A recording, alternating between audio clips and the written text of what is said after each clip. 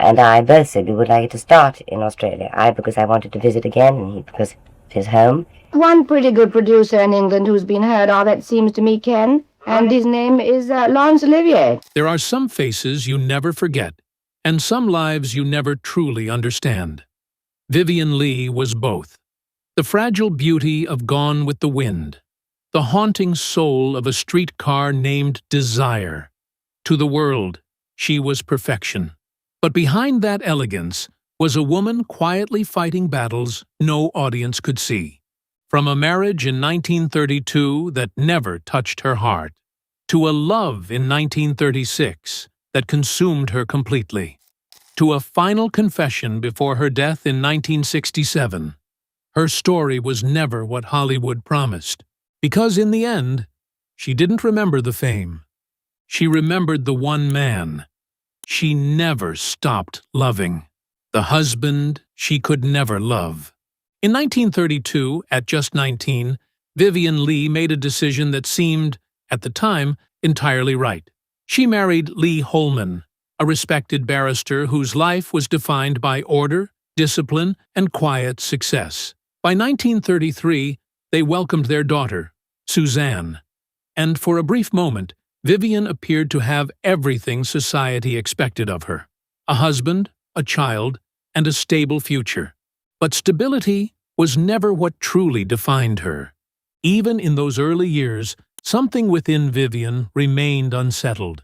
By 1934, her interest in acting began to grow, not as a passing curiosity, but as something deeper, something that pulled at her identity. The stage offered emotion, unpredictability, and a sense of purpose that domestic life could not replicate. And while Holman supported her in a careful, measured way, he belonged to a world that valued control, while Vivien was beginning to move towards something far more intense. By 1935, the difference between them had become impossible to ignore.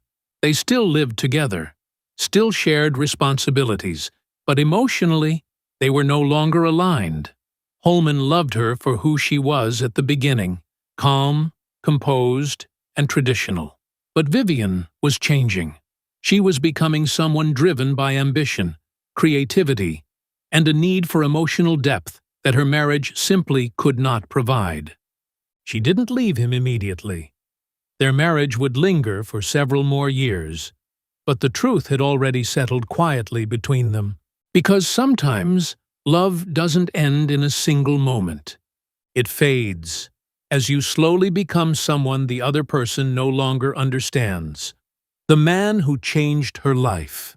In 1935, before their lives ever properly crossed, Vivien Leigh sat in a London theatre watching a performance that would quietly alter the course of her life.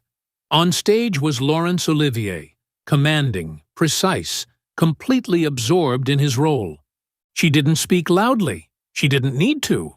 Leaning slightly toward a friend, she is said to have whispered, "That's the man I'm going to marry."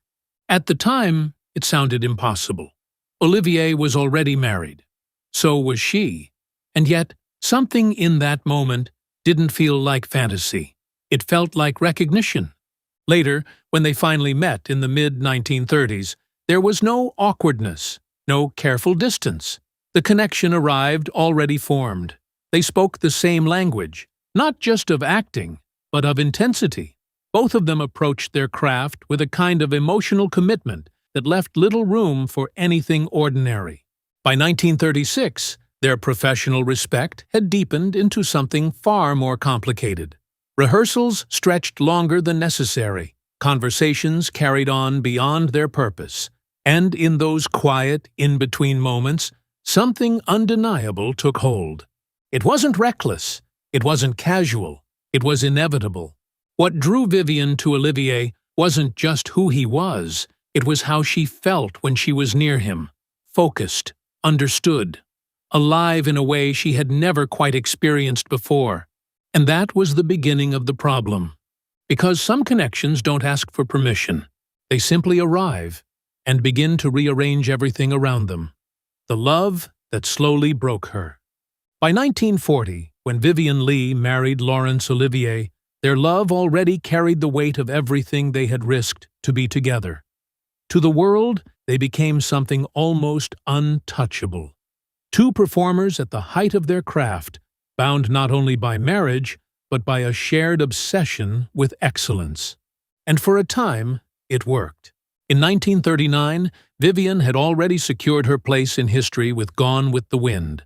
But what few saw was how she worked, how she pushed herself far beyond what was required. She didn't simply perform. She lived inside her roles. Long hours, emotional exhaustion, a quiet refusal to ever be less than perfect. Olivier understood that drive, at least in the beginning. It was part of what drew him to her, but over time, that same intensity began to change shape. By the mid-1940s, their home life started to mirror the pressure of their work. Rehearsals didn't end on stage, they followed them home. Disagreements over performances blurred into personal tension. The line between who they were and who they played began to fade. And Vivien, always pushing further, began to feel it first. There were moments, small, almost invisible, when her energy would surge, her thoughts racing ahead of everything around her. And then, just as suddenly, she would withdraw, quiet, distant, unreachable. At the time, few understood what it meant. It would later be recognized as bipolar disorder. But in those years, it was simply called strain. And strain, when left unspoken, has a way of settling into love, until love itself begins to carry it. The other men she turned to. By the late 1940s, the strain inside the marriage of Vivien Leigh and Laurence Olivier was no longer something that could be quietly ignored. What had once been a shared intensity had begun to pull them in different directions. And in that emotional space, uncertain, unsteady, other connections began to appear. Around 1948, Vivien grew close to Peter Finch. He was younger, attentive, and present in a way that felt immediate. Their relationship, though often described as an affair, carried something more complicated beneath it. It wasn't simply about romance, it was about escape. Finch offered a temporary sense of calm, a different kind of attention that didn't carry the same weight as her marriage. But it didn't replace what she had with Olivier. There were also whispers, less certain but persistent, linking her to Orson Welles during this period.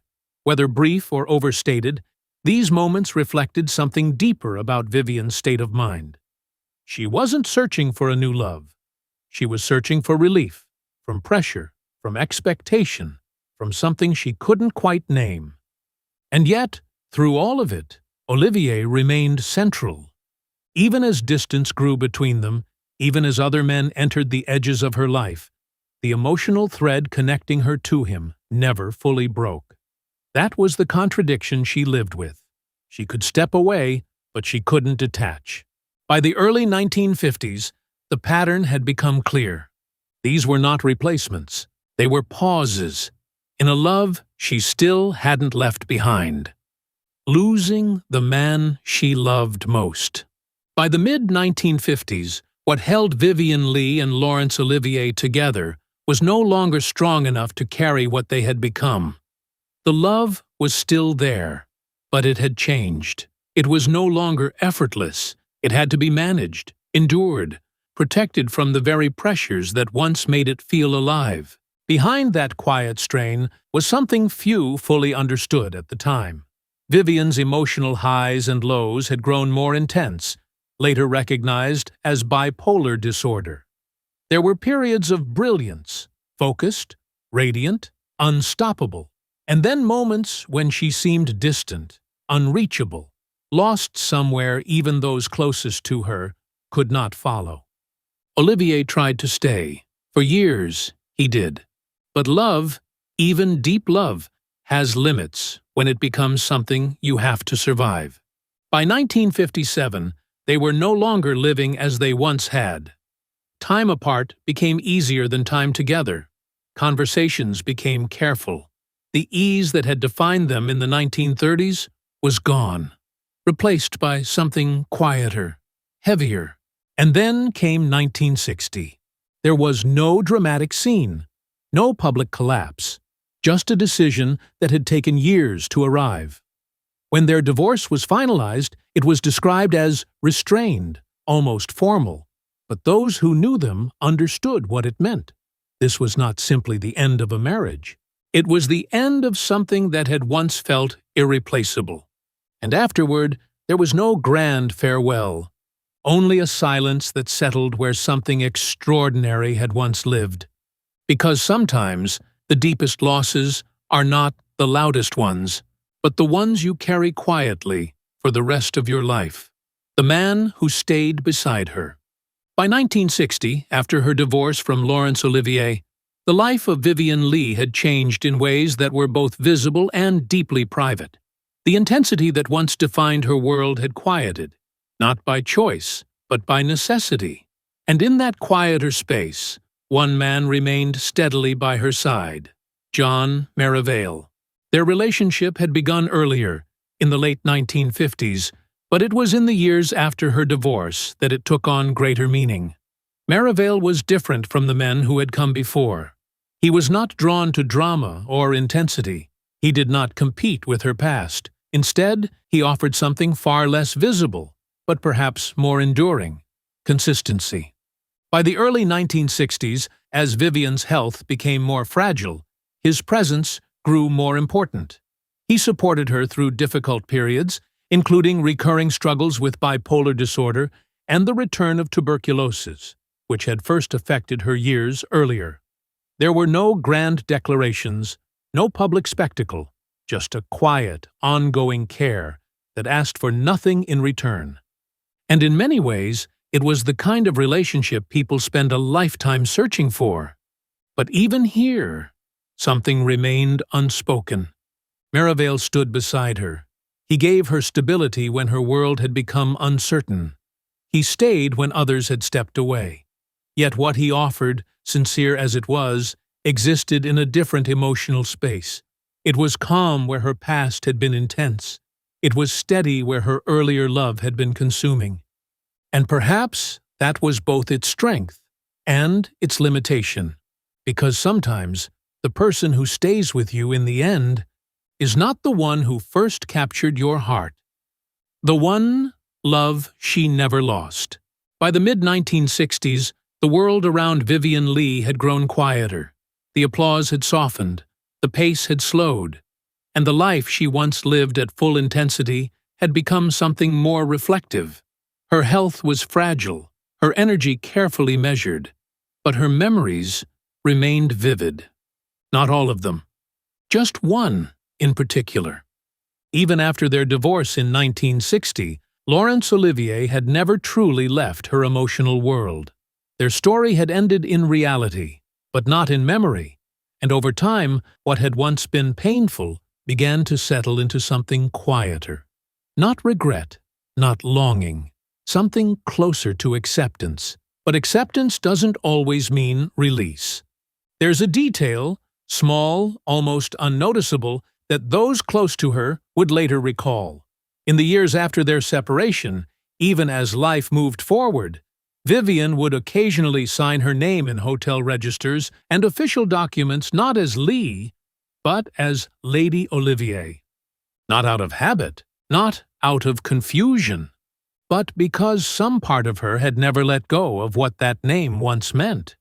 By 1967, as her health declined further due to tuberculosis, there were no grand declarations, no final speeches meant for the world, just a quiet clarity that came with time. When she spoke of Olivier, it was no longer with pain, but with a kind of stillness, as if she finally understood that some loves are not meant to stay in your life, but they never truly leave your heart. And in the end, the man who remained beside her offered care, loyalty, and peace. But the love that defined her was the one she carried silently to the very end. In 1967, the world said goodbye to Vivien Leigh, a woman who gave everything to her roles, and perhaps even more to the people she loved. She had known admiration, success, and companionship. But in the quietest part of her life, one truth remained.